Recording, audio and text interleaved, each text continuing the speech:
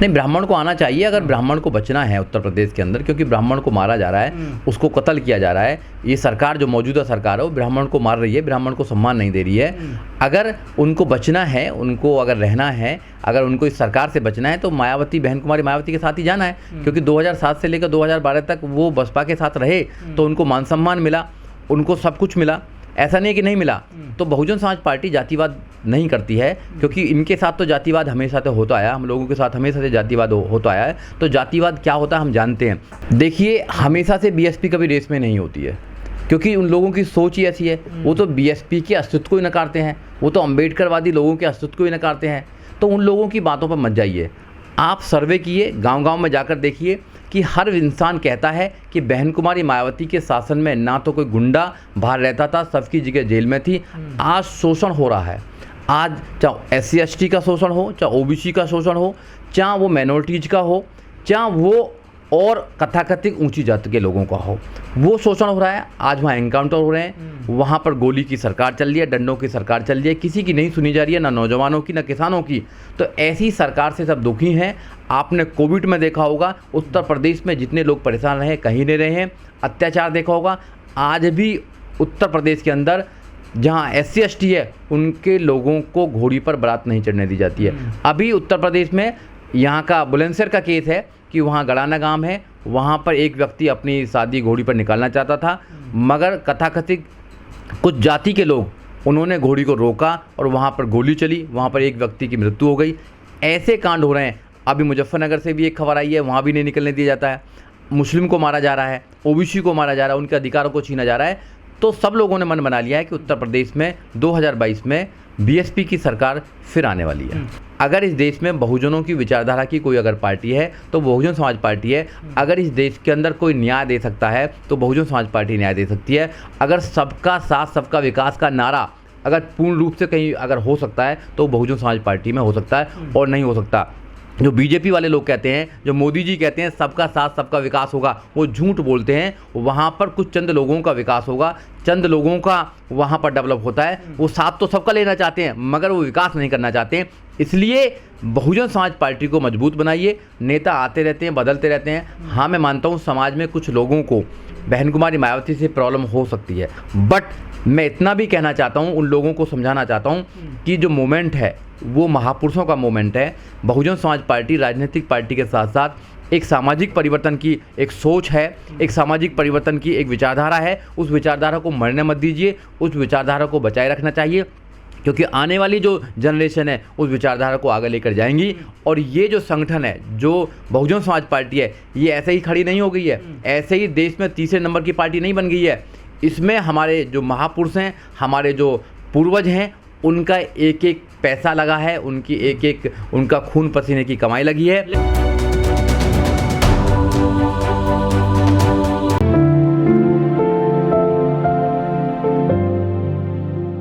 देखिए, यूपी में 5वीं बार बहन कुमारी मायावती की सरकार बन रही है और पूरा बहुजन ने ये निश्चित कर लिया है कि जो 2007 से लेकर 2012 तक बहन कुमारी मायावती का जो शासन था, उस शासन से अच्छा आज तक उत्तर प्रदेश में कोई शासन नहीं हुआ है।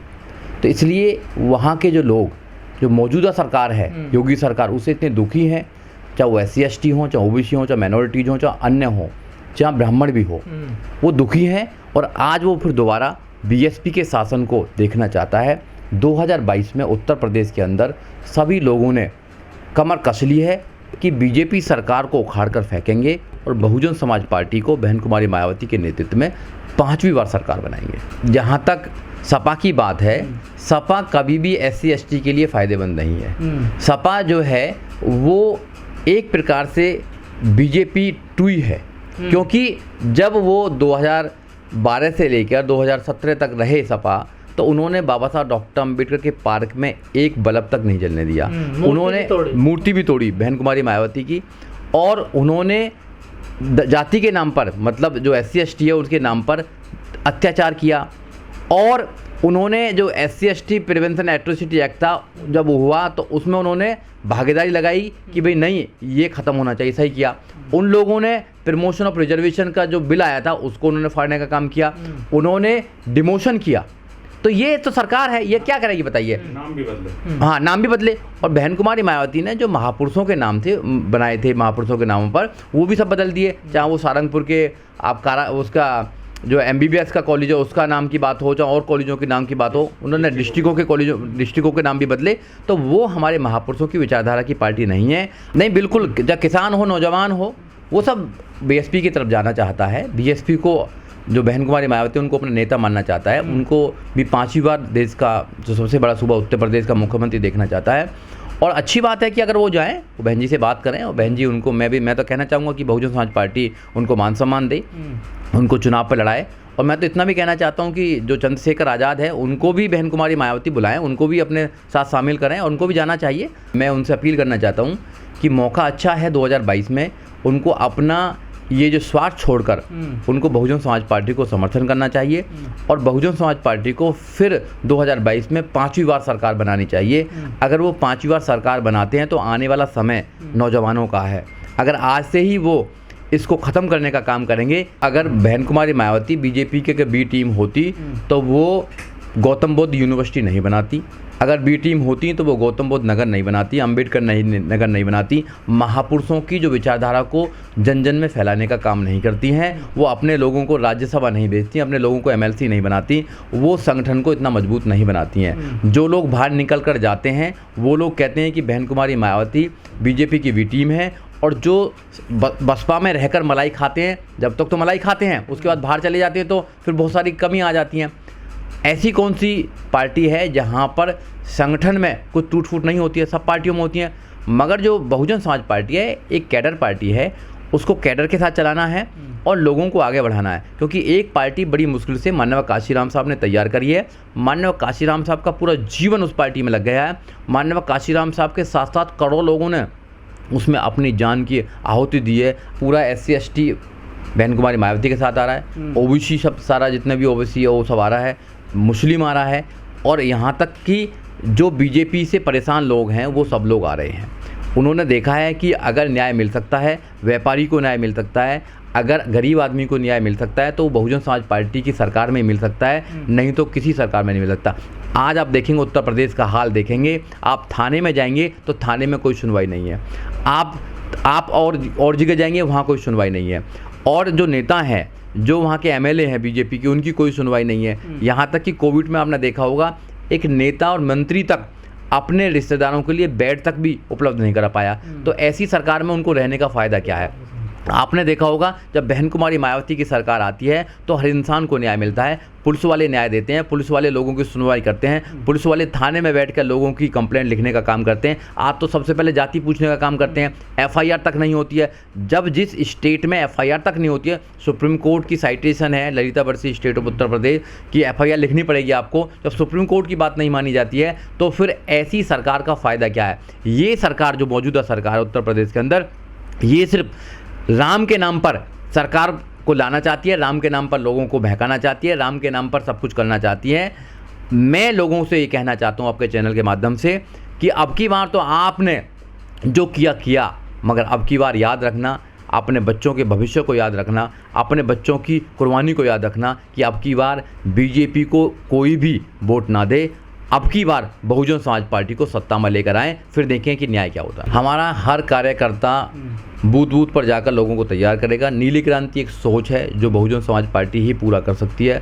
हम चाहते हैं इस देश के अंदर पूरा नीला परचम हो। नीले का मतलब है समानता हो, पूरे देश के अंदर समानता हो, सबको शिक्षा मिले, सबको न्याय मिले, सबको बंधुता मिले। क्योंकि जब तक इस देश के अंदर संविधान पूर्ण रूप से लागू नहीं होगा, जब तक इस देश के अंदर कहीं किसी को न्याय नहीं मिल पाएगा।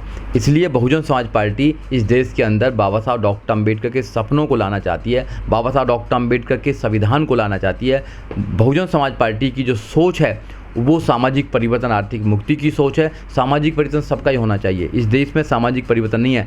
आज भी आपने देखा होगा कि इस देश के अंदर बहुत ही जातिवाद है, वो जातिवाद को ख़त्म करना चाहती है और सबको न्याय मिले, सबको सम्मान मिले, सबको इस देश में खुशी रहने का अवसर मिले, जो इस सरकार में नहीं मिल रहा है। इस सरकार में सिर्फ कुछ चंद लोगों को, चंद जातियों को उठाया जा रहा है, सिर्फ हिंदुत्व के नाम पर बेवकूफ़ बनाया जा रहा है। इसलिए आप हिंदुत्व के नाम पर बेवकूफ़ ना बने। आप अपने बच्चों की एजुकेशन के नाम को देखें, आपने देखा होगा जब से कोविड-19 चला है, कोविड-19 में कॉन्वेंट स्कूल में पढ़ाई चल रही है, सबके बच्चे पढ़ रहे हैं, मगर जो गरीब बच्चे हैं गांव में जाके देखिए 1 साल से कोई पढ़ाई नहीं हो रही है। जब 1-2 साल तक बच्चों की पढ़ाई नहीं होगी तो जो पहले भी सीखा था वो भूल जाएंगे। तो इसलिए एजुकेशन पर रखें। आज हम बोल पा रहे हैं तो एजुकेशन की वजह से बोल पा रहे हैं। तो ये सुनिश्चित किया जाता है बहुजन समाज पार्टी में। और मैं एक बात और कहना चाहता हूँ अपने चैनल के माध्यम से, जब बहन कुमारी मायावती की सरकार थी 2007 से लेकर 2012 तक, तो जितने भी SC ST OBC के बच्चे थे, माइनॉरिटीज़ के बच्चे थे, उनको 0 बैलेंस पर एडमिशन होते थे। मगर आज 0 बैलेंस पर एडमिशन करा के देखिए,